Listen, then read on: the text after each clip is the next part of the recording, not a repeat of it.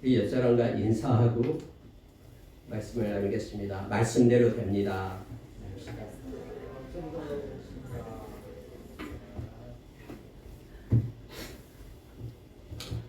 여러분 오늘 예배 마치고 퀴즈데이가 있습니다. 강구에 드렸듯이 제가 퀴즈데이 있다는 걸 알고요. 오늘 말씀을 이 시간에 나누기를 원합니다. 길게 나누지 않겠습니다. 여러분 우리가 복음서 그러면은 네 권이 복음서입니다. 마태, 마가, 누가, 요한, 공감 복음 이렇게 해서 네 권을 얘기합니다. 예수님의 생애를 기록하고 있는 것입니다. 신약 성경을 우리가 볼 때 신약 성경은 27권으로 이루어져 있죠. 그래서 물론 권수별로 하면은 가장 많이 기록했던 사람이 사도 바울이죠. 퀴즈가 아닙니다. 사도 바울입니다. 13권을 기록을 했습니다.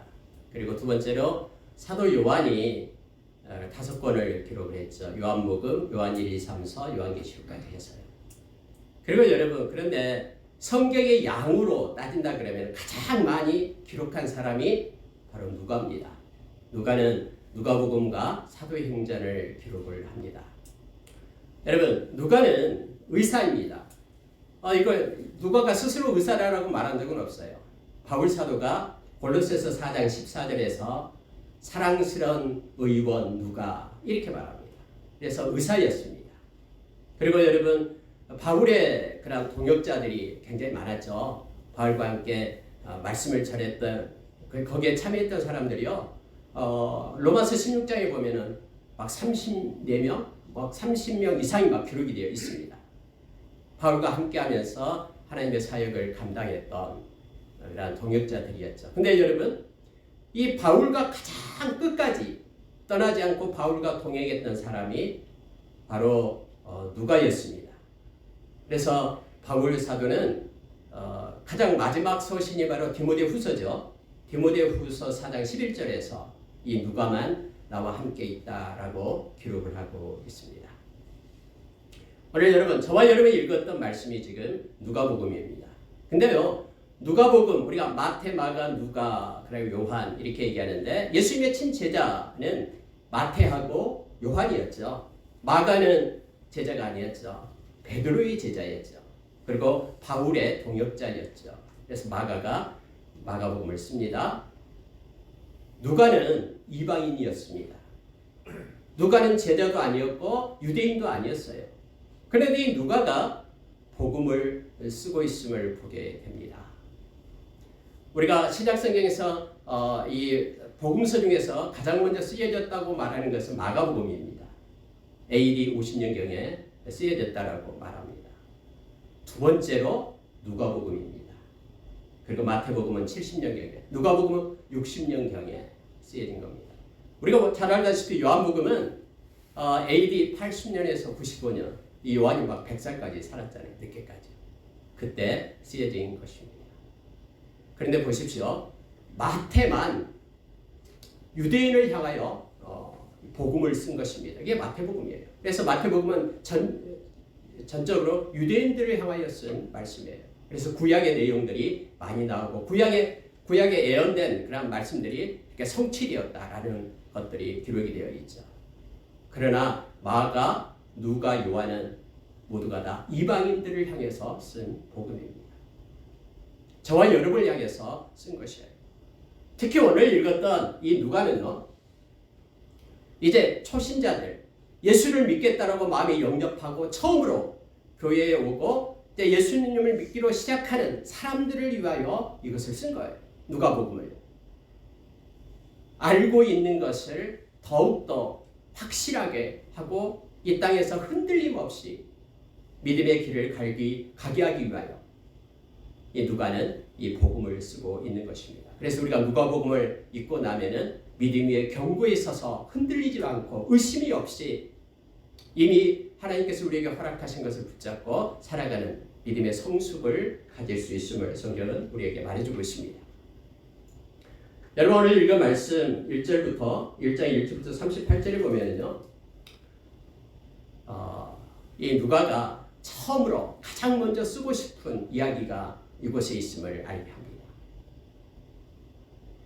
여기에 38절에 마리아가 이르되 주여 여종이오니 말씀대로 내게 이루어지이다 하매 천사가 떠나가니라 라는 내용이 기록되어 있습니다. 그래서 이 말씀 전체를 묵상하면서요 가장 핵심이 되는 말씀을 제목을 잡았습니다. 말씀대로 내게 이루어지이다. 여러분, 마리아는 처녀입니다. 약혼한 요셉이라는 그러한 사람과 약혼한 정혼한 그러한 처녀입니다. 근데 만약에 여러분요, 이 처녀가 임신을 하게 되었다. 요셉의 아이가 아닌 또 다른 사람의 다른 임신을 지금 하게 되었다라고 가정해 보십시오. 그때 당시, 요즘도 마찬가지입니다만 그때 당시 이란 임신했다 그러면은 음녀가 되는 것이죠. 음부가 되는 것입니다. 신명기서 22장 22절에는 간부와 음부를 돌로 쳐 죽이라라고 말하고 있는 것이죠. 여러분, 이 처녀가 이제 정혼을 했는데 이 배가 불러오고 임신한 사실이 많은 사람들한테 알려졌다라고 가정해 보시기 바랍니다. 우리가 여러분 창세기에 보면은 그 유다가 있잖아요. 창세기 38장에 나오죠. 유다가 며느리 다말이 있었습니다. 근데 다말이 행음해서 임신했다라는 소식을 들으니까 유다는 가차없이 하는 얘기가 있습니다. 그를 끌어내어 불로 태워 죽이라 라고 말하잖아요. 근데 이제 다말이 이거 주인이 나를 임신시켰습니다라고 지팡이 오고 도장끈 가지고 와서 막 말하잖아요. 그 유다 자신이거든요. 그래서 그가 죽지 않는 사건이 나오고 있죠. 이처럼 여러분요, 이처럼 세상에 이 여러 가지 것들은 만약에 이 정혼한 이 마리아가 임신했다라고 이 사실이 알려졌다라고 하면은 많은 사람들로부터 돌팔매질을 당하게 될 겁니다. 그때 당시의 분위기를 우리는 알 수 있잖아요. 우리가 요한복음에 보면은 8장에 나오잖아요. 예수님 앞에 가늠하다가 들킨 여자를 갖다 끌고 오잖아요. 근데 남자는 없어요. 여자만 끌고 와요. 예수님한테 데리고 와서 말합니다. 이 여인이 가늠하다 현장에서 붙잡혔습니다. 돌로 칠까요? 말까요? 어떻게 할까요? 라고 예수님을 시험하는 장면이 나오잖아요. 근데 예수님께서는 아무 말씀 없이 쉬고 땅에다 글을 쓰시고 일어나서 죄 없는 자가 먼저 돌로 치라 라고 합니다. 다 도망치잖아요. 드러난 죄, 그러나 도망친 사람들은 다 가지고 있는 죄, 드러나지 않는 죄, 다 죄인이죠. 그래서 도망쳐. 예수님께서 나도 너를 정죄하지 않겠다. 다시는 죄를 짓지 말라 라고 합니다. 이건 그때 당시 사회적 분위기를 알고 있는 거예요. 여러분, 이와 같은 사실을 다 마리아도 알고 있어요. 그런데 사람들이 임신했는데, 마리아가 임신한 사람들이 돌로 치려고 끄집어내가지고 막 던질 때 마리아가 큰 소리로 아니요, 아니요. 나는 남자를 알지 못하는 사람입니다. 그것 때문에 내가 임신한 거 아닙니다. 내 말 좀 들어보십시오. 성령으로 인하여 내가 임신되었습니다. 라고 외친다고 해서 사람들이 고개를 끄덕이면서 아 그런가 보다 하면서 들었던 돌을 내려놓고 도망가겠습니까? 그들에게 학습된 그런 경험과 그들의 지식이 그런 풍속이 이 마리아라는 여인을 가만두겠습니까? 지금까지 한 번도 있지 않은 이러한 사건인데 이 모든 것을 알고 있음에도 불구하고 마리아는 오늘 말합니다. 말씀대로 내게 이루어지리라. 이걸 다 감수하겠다는 겁니다. 하나님께서 말씀하신 대로 가브리엘 천사를 통해서 하나님이 나에게 들려주신 대로 이와 같은 일들이 예정되어 있다고 하더라도 저는 말씀대로 나에게 그 말이 성취되기를 제가 원합니다라고 그의 믿음을 지금 고백하고 있는 것을 보게 됩니다. 왜요? 오늘 읽은 말씀 38절에서 이르되 주의 여종이오니 말씀대로 내게 이루어지이다 하매 천사가 따라가더라. 이렇게 되어 있잖아요. 주의 여종입니다. 나는 주의 여종입니다. 여러분, 이 여종이다라고 말할 때 우리가 종이다 할 때는 둘로스를 쓰잖아요. 둘로스. 그래서 막 둘로스호, 둘로스 성교에도 있고 막 많이 써요. 둘로스. 이게 종이라는 뜻이에요. 노예라는 뜻이에요. 그래서 여종이다 그러면 둘레 이렇게 합니다. 나는 당신의 여종, 나는 당신 주의 둘레입니다. 이거예요. 종은 주인이 시키는 대로 합니다. 종은 자기의 마음에 따라서, 기분에 따라서, 내 기분 좋을 때는 주인의 말 듣고 기분 나쁠 때는 주인의 말 듣지 않고, 이게 아니죠. 이건 종이 아니죠. 종은 내가 좋든 싫든, 내가 불안한 그런 상황이 나 앞에 이 두려운 상황이 펼쳐질 것 같은 그런 두려움이 있다 할지라도, 걱정과 염려가 나에게 밀려온다 할지라도 나는 주의 여종이오니 주의 뜻대로 행하기를 원합니다 라고 고백을 합니다. 저와 여러분이 예수님을 주님이라고 부르면요, 저와 여러분은 주님의 말씀을 순종하는 자다라는 고백입니다. 나는 주님의 종입니다 라는 뜻이죠.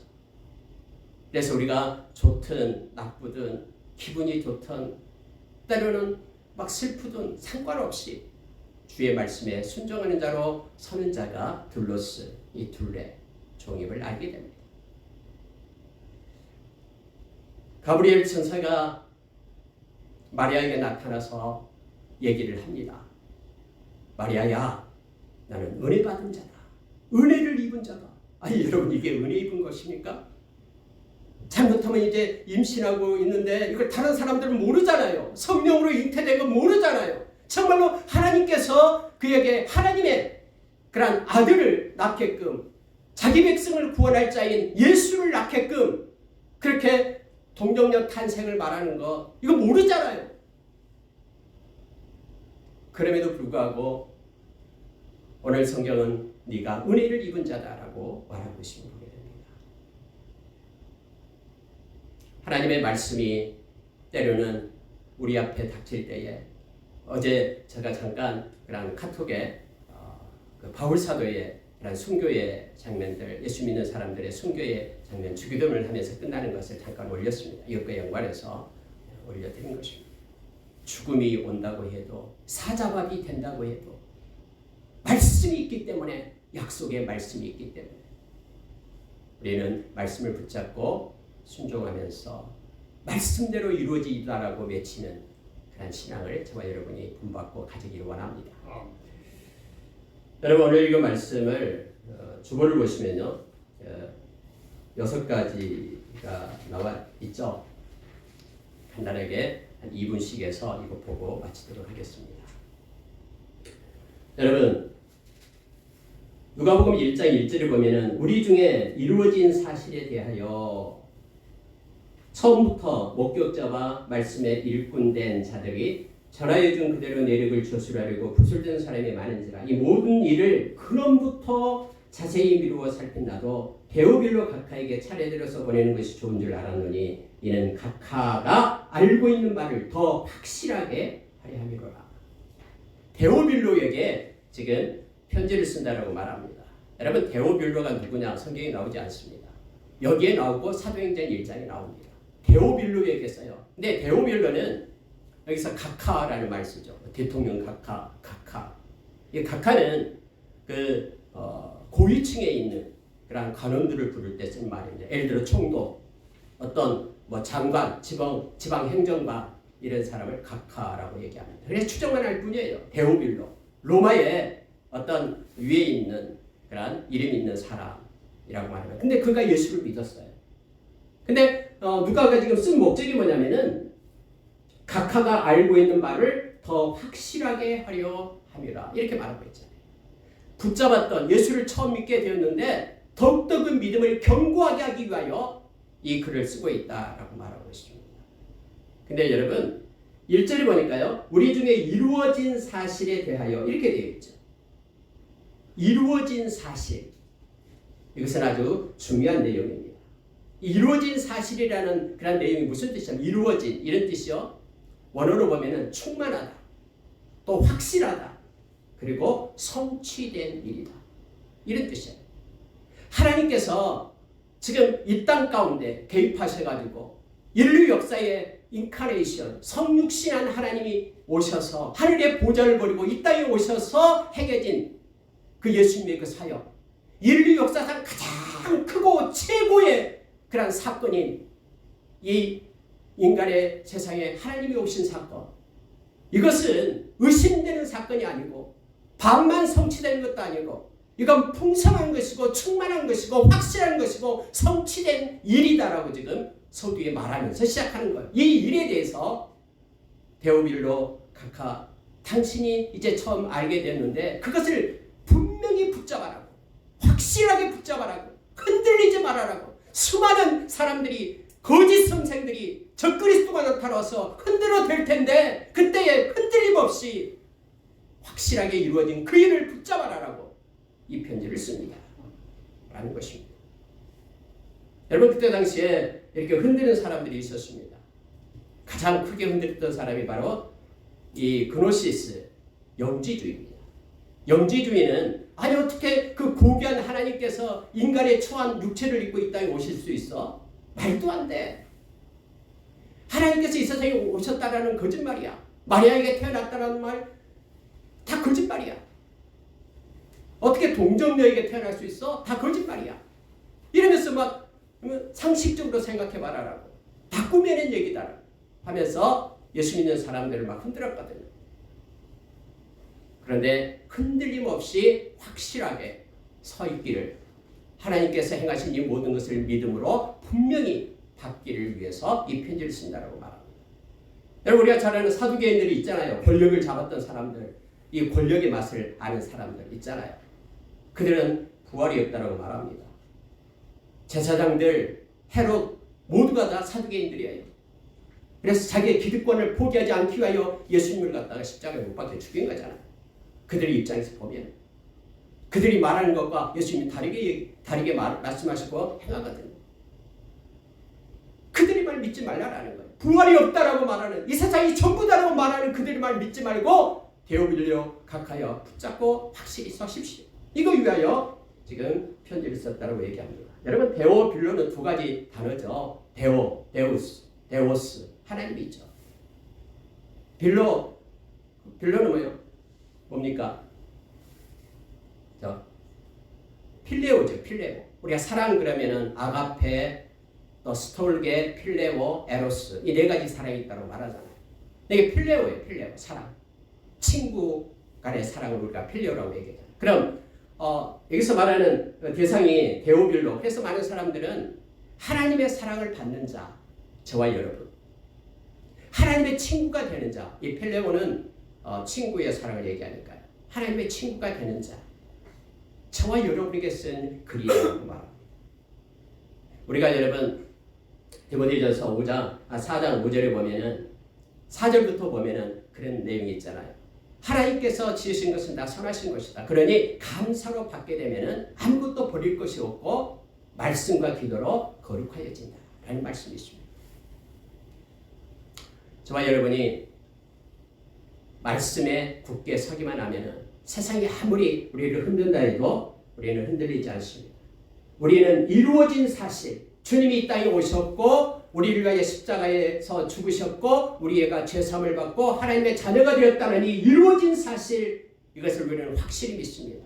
확실히 믿으려면 말씀과 기도가 있어야 됩니다. 그렇지 않으면 세상은, 이 악한 영혼이 계속해서 우리를 흔들어대요. 어제는 막 확신을 가지고 예수 믿는 사람 같는데 오늘 보니까는 이거 내가 믿는 건지 믿지 않는 건지 모른다라는 거. 말씀을 붙잡지 않고 기도하지 않으면 그렇게 된다는 말. 여러분, 예수님께서 겟세마네 동산에서 막 잠만 자고 있는 제자들을 찾아오시잖아요. 3번씩. 그러면서 베드로에게 말하잖아요. 1시간도 깨어 있을 수 없더냐. 시험에 들지 않도록 기도하라라고 말하잖아요. 이 우리를 시험 들게 하는 것들이 너무나 많습니다.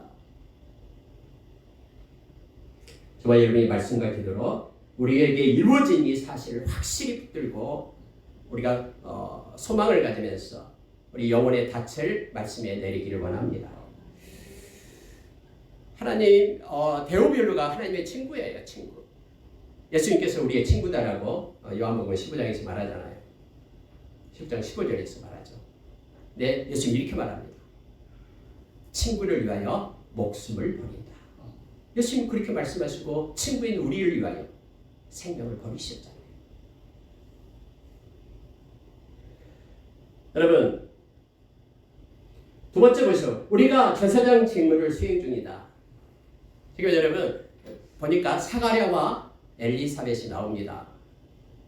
이 엘리사벳과 사가랴가 나오는데요. 근데 중요한 단어가요. 3절에 보니까 이 모든 일을 근원부터 자세히 미루어 살핀다도. 여러분 누가는요. 근원부터 자세히 살폈다라고 얘기합니다. 그래서 여러분 누가복음을 보면은요. 너무나 섬세한 것이 많습니다. 참 누가복음은요. 너무너무나 섬세한 것이 많아요. 근원부터. 그래서 누가복음만 예수님이 어떻게 이 땅에 오시게 되었는가를 근원부터 살펴요. 그래서 예수님이 오실 길을 준비하는 세례 요한이 어떻게 이 세상에 오게 됐는가를 성경은 기록해두고 있는 거예요. 사가랴와 엘리사벳부터 나옵니다. 그리고 우리가 잘 알다시피 여러분 누가복음에 그 산상수훈에서 세 가지가 있잖아요. 섬세하게 의사니까 섬세하게 기록하면서 우리에게 가르쳐줍니다. 예수님이 십자가에 달렸을 때 아래에서 막 조롱하고 막 낄낄거리면서 비웃는 그들을 향해서 예수님 보시죠. 그러면서 하나님이 저들의 죄를 용서해 주십시오. 막 옆에서 예수님 옆에 두 명의 강도가 막 붙잡혀 같이 죽는데 한 명은 막 욕하고 야단났어요. 네가 메시아다면 우리도 살려내라. 근데 한 명은 회개하잖아요. 나무라면서 나를 기억해달라고. 그때 예수님이 옆으로 또 고개를 돌려가지고 오늘 너가 나와 함께 나무에 있으리라. 여러분 죽어가면서도요. 예수님은 그 영혼을 살려내는 거예요. 또 여러분 하나님 예수님은 하늘을 향하여 고개를 들어요. 그러면서 아버지 내 영혼을 부탁하나이다. 아래를 보고 옆을 보고 위를 보고 이런 섬세한 기록을요. 이 누가가 하는 거예요. 그래서 누가복음 읽을 때는요. 정말로 놀라운 하나님의 간섭과 그런 섭리를 우리가 성령 안에서 깨닫게 되고 하나님께 영광을 돌리게 됩니다. 여러분 그래서요. 이 누가복음만 이 사가랴와 엘리사벳이 나오는 거예요. 24 반열이 있었죠. 다윗이 만든 거예요. 그래서 24개로 이렇게 팀을 만들어요. 1년에 성전에 가서 그래서 한 팀씩 봉사를 해요. 12달이니까는 한 달에 2번씩 되겠죠. 2주간 합니다. 근데 그 중에 여기 아비야 반열에 제사장이었던 사가랴와 엘리사벳. 아비야 반열은요. 24개 반열 중에서 8개 반열, 8번째 반열이에요. 제비를 뽑아서 이제는 가서 이제 직무를 행하게 됩니다. 성전에 들어가서 분향을 해요. 분향을 하면은 이 백성들은 성전 밖에서 분향하는 시간에 기도를 해요. 하루에 3번씩 기도했어요. 분향하는 시간, 아침, 저녁, 그리고 중간에 이 3번씩 밖에서 기도를 해요. 다음에 2장 보면은 시몬이 나오잖아요. 안나가 나오고요. 그들은 기도하는 사람이었어요. 분향할 때마다 엎드려서 기도해요. 그럼 사가랴는 나이가 많았어요. 아이가 없었어요. 분향할 때에 그럼 사람들은 밖에 나가서 기도하는 거예요. 그래서 여러분 이것 가지고 두 개가 합해져 가지고 요한계시록 5장과 요한계시록 두 번 나오죠. 8장인가 5장하고요. 이 하나님의 보좌에 올라가는 것이 성도의 기도다라고 말하잖아요. 이 분향하는 향기가 성도의 기도다. 사가랴나 제사장이 안에서 분향할 때 백성들은 밖에서 기도하고 있거든요. 그래서 이 향기와 분향할 때 이 분향하는 그 향기와 기도가 섞어서 하나님 앞에 보좌에 올라갔다라는 것을 이 말씀을 통해서 우리가 보게 되는 거예요. 근데 여러분 이렇게 기도했겠죠. 아기가 없는데 나이가 늙었는데 기도했는데 하나님께서 나타나신 거예요. 분향하고 있는데 분향단 옆에 딱 나타나셨어요. 오늘 성경에 보니까는 이 천사가 뭐라고 얘기하냐면은 하나님께서 이 좋은 소식을 너에게 말하라고 보냈다. 이 가브리엘이 말하고 있는 거예요. 내가 스스로 한 말이 아니라 하나님께서 이 좋은 소식을 사가랴 너한테 말하라고 보냈다라는 겁니다. 여러분, 저와 여러분이 제사장이라는 것 알고 있죠. 우리가 직무를 행할 때에 제사장에게 나타났거든요. 가브리엘이. 아니 집에서 쉴 때 나타날 수도 있는데 이 직무를 행할 때 나타나고 있으면 됩니다. 저와 여러분이 제사장이에요. 베드로전서 2장 5절 거룩한 제사장, 2장 9절 왕같은 제사장, 로마서 15장 16절에 복음의 제사장, 복음을 가지고 있는 제사장. 요한계시록 20장에 보면 저와 여러분은 하나님과 예수 그리스도의 제사장. 저와 여러분이 제사장이에요. on duty. 저와 여러분은 지금 직무 중이에요. 직무 중. 직무가 뭡니까? 제사장의 직무가 뭡니까? 예배하는 것이죠. 하나님을 찬양하는 것이죠. 하나님을 경배하는 것이죠. 우리는 삶의 예배로 여전히 저와 여러분은 제사장이다라는 것을 성경은 우리에게 가르쳐줍니다. 그래서 저와 여러분이 제사장 직무 수행 중이다라는 것을 잊지 마십시오. 우리가 세상에 있든 어디에 있든 삶의 예배를 드리는 자임을 우리가 기억하기를 원합니다. 애가 없으니까 아기를 달라라. 그때 당시 아기가 없으면 수치잖아요. 막 엘리사벳과 사가랴가 계속해서 기도해 봤습니다. 간구했다라고 말합니다. 그런데 이제 가브리엘이 와가지고 아기를 주겠다라는 거예요. 아기를 주겠다. 그런데 그 아기는 보통 아기가 아니다라고 말하고 있습니다. 주의 길을 예비하는 아기. 말라기서 4장 마지막 절 5절 6절에 보면은 이제 엘리야를 보내겠다고 하는 그 엘리야, 하나님의 심정을 가지고 온 그 아이를 너에게 주겠다고 말하고 있는 거예요. 말라기서가 예수님 오시기 전까지 BC 430년경에 쓰여지잖아요. 그래서 약 400년 이상 동안이나 이 암흑기에 있었는데 이제 하나님께서 이 기도하고 있던 이 사가랴와 엘리사벳에게 놀라운 말씀의 성취를 주겠다고 말하는 거예요. 주님의 길을 예비할 엘리야를 보내겠다라고 말하고 있는 거죠. 하나님께 예수님께서도 인정을 했잖아요. 바로 이 세례 요한이 엘리야다라고 인정을 합니다. 주님의 오실 길을 준비하는 그러한 엘리야에게만은 세례 요한을 맡긴다고 말하고 있는 것이죠. 여러분, 우리가 기도할 때는요, 하나님이 다 들으십니다. 오늘 천사가 와서 말하고 있잖아요. 내 기도를, 내 간구함을 들었다. 그래서 하나님이 좋은 소식을 너에게 주었는데 바로 아기가 태어나게 될 텐데, 잉태하게 될 텐데 그 아기는 이러한 놀라운 일을 하게 될 것이다. 광야에서 외치는 자가 될 것이다 라고 말하고 있는 거예요. 여러분 기억하십시오. 우리의 간구는 하나님께서는 언제나 더 좋은 것으로 응답하십니다. 우리가 어떤 것을 간구했든 그냥 아이만 달라고 간구했는데 하나님께서는 이 세례 요한을, 지금까지 선지자 중에서 가장 큰 자라고 예수님께서 말하는 이 세례 요한을 하나님께서는 선물로 그에게 주시는 것입니다. 우리가 잘 아는 에베소서 2장 30절, 20절, 21절에 우리 가운데서 역사하시는 능력대로 우리가 구하거나 생각하는 모든 것에 더 넘치도록 능히 하시리. 그 하나님을 우리는 바라본다고 말합니다. 좋으신 하나님은 우리가 어떤 모습으로 우리가 하나님께 기도하든 그 기도 하나님은 다 받으시고 가장 좋은 것으로 응답하시는 하나님을 우리가 기억하기를 원합니다. 여러분, 근데 사가랴가 깜짝 놀려버립니다. 그러면서 오늘 우리가 읽은 말씀 가운데 그렇게 말하고 있잖아요. 자, 18절에 이렇게 말합니다. 사가랴가 천사에게 이르되 내가 이것을 어떻게 알리오? 내가 늙고 아내도 나이가 많으니이다. 지금까지 기도해 왔었는데 하나님께서 이렇게 말씀하십니까? 이거 어떻게 이걸 이렇게 됩니까? 이미 경수가 끊어지고 아기를 낳을 수 있는 그런 상도 아닌데 이미 늙었는데 어떻게 이런 일이 일어나겠습니까? 라고 말하고 있는 것입니다. 여러분, 그때 20절에 이렇게 말하잖아요. 보라, 이 일이 되는 날까지 네가 말 못하는 자가 되어 능히 말을 못하리니 이는 네가 내 말을 믿지 아니함이거니와 때가 이르면 내 말이 이루어지리라. 여러분, 사가랴는 믿지 않았다라고 말합니다. 아니, 나이가 이렇게 늙었는데 어떻게 아기를 가질 수 있어? 라고 말하고 있는 것입니다. 마치 여러분, 우리가 잘 아는 창세기 18장에 보면은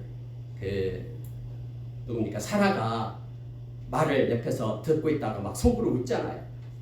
남편도 이미 100살이나 됐고 자기도 90살이나 됐는데 99세, 89세인데 하면서 속으로 웃었다라고 얘기하잖아요. 나오잖아요.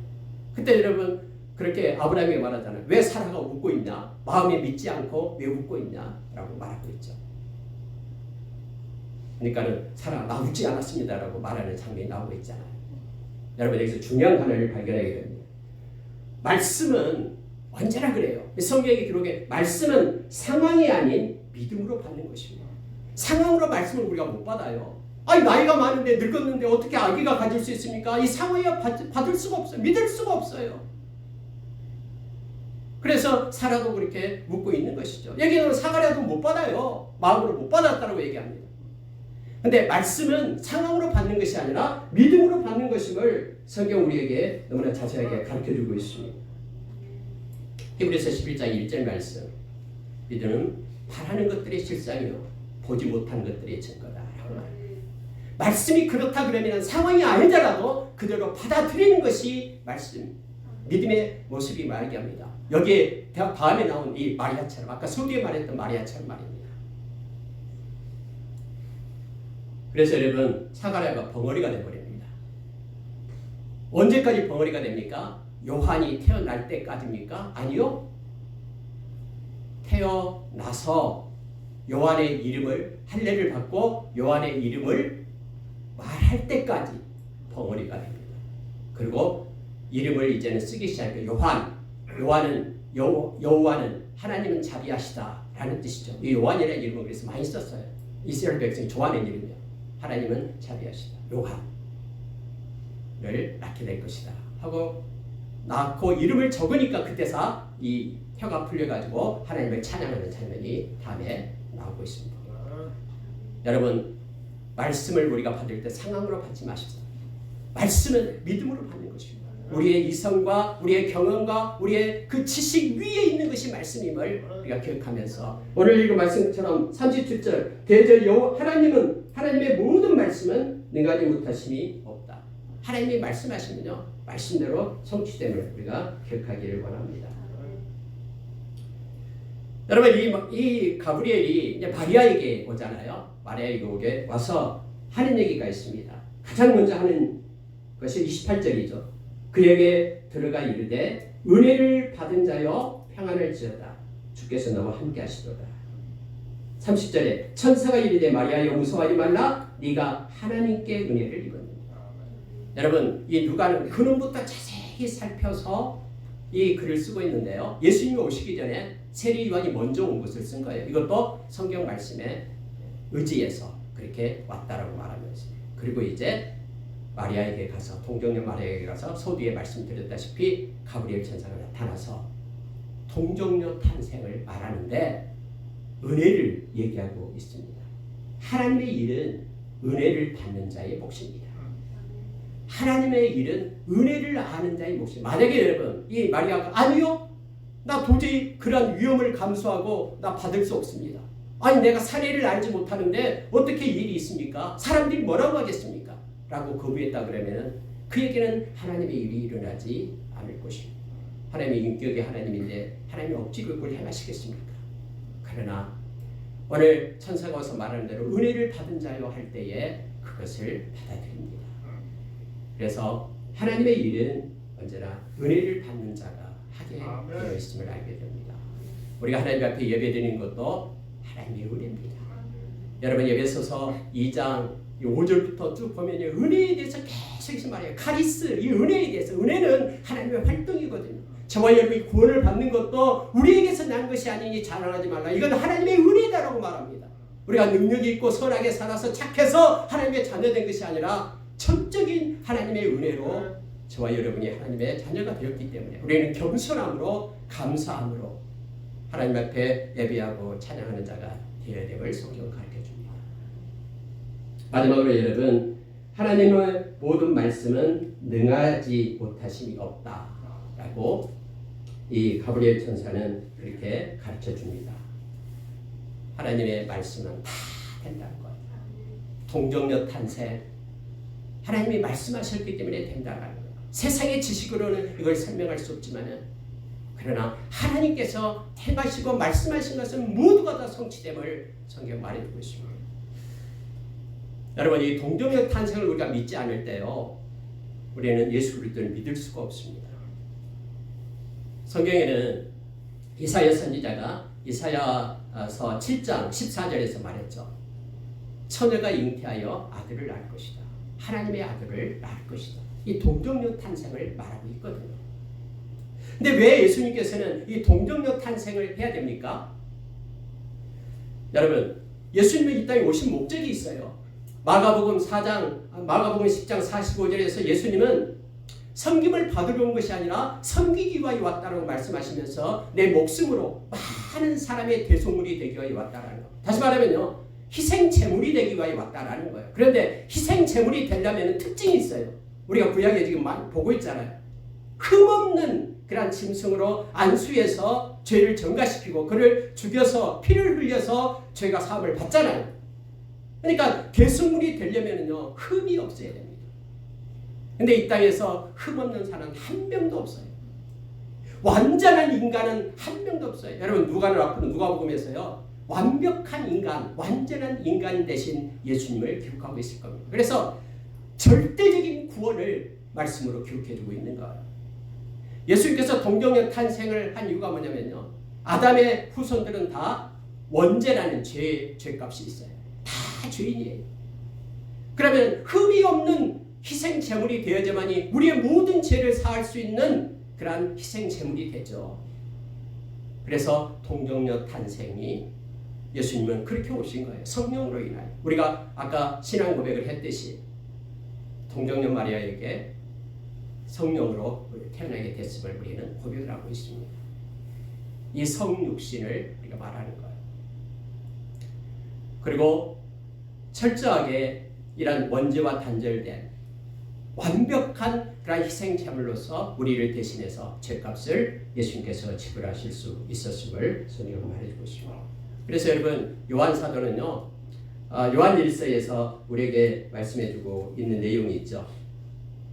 만약에 예수님이 이 동정녀 탄생, 육신으로 이 성육신한 것을 만약 우리가 부인한다 그러면 그 사람은 이단이다 라고 말합니다. 거짓 선지자 적그리스도가 그의 마음을 훔친 거다라고 말하고 있는 것입니다. 우리가 여러분, 예수님이 완벽한 인간이면서 하나님 되심을 나타내는 것은 성경에 5가지가 있어요. 이것만 말하고 마치겠습니다. 동정녀 탄생에 이걸 인정하지 못한다. 나 상식으로 이건 도저히 인정이 안 된다. 여러분, 하나님이 말씀하시면 말씀하신 대로 되는 거예요. 세상을 천지를 창조하신 하나님께서 이거 못하시겠습니까? 변화산상에서 예수님께서 변화된 모습을 보이죠. 예수님의 그 변화된 모습. 이것은 사람으로 할 수 없는 일이에요. 예수님께서 십자가에서 우리의 모든 죄값을 지고 죽으신, 예수님의 십자가에 죽으신, 예수님께서 3일 만에 부활하신, 그리고 예수님이 40일 후에 승천하신, 이 5가지는 인간으로서 어떤 인간도 할 수 없는 하나님 되신 인간의 모습을 성경은 말해주고 있다고 말합니다. 말씀을 마치겠습니다. 여러분, 히브리서 1장 3절에 보면 예수님께서는 지금 모든 세상, 이 역사가 움직이는 모든 세상을 능력의 말씀으로 붙들고 있다고 말합니다. 하나님의 말씀은 살아있습니다. 우리 주님께서 마태복음 24장 39절에서 특히 마지막 때에 나의 말은 없어지지 않고 천지가 없어지더라도 없어지지 않고 영원히 있다고 말합니다. 이 말씀이 우리의 모든 역사와 삶을 붙들고 있고 말씀대로 성취되어 감을 성경은 말해주고 있습니다. 오늘도 마리아가 고백했듯이 우리의 모든 삶이 말씀대로 내게 이루어지이다 라고 고백하며 말씀을 붙잡고 믿음으로 사는 저와 여러분 되기를 원합니다. 기도하겠습니다.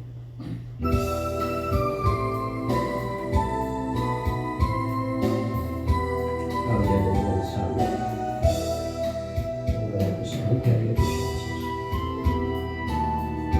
아버지의 말씀이 우리의 삶 가운데 살아있어 숨지게 하여 주시고 말씀대로 모든 것을 시대는 믿고 오게 해주십시오. 이해되지 않는 부분을 말씀으로 가르쳐 주시고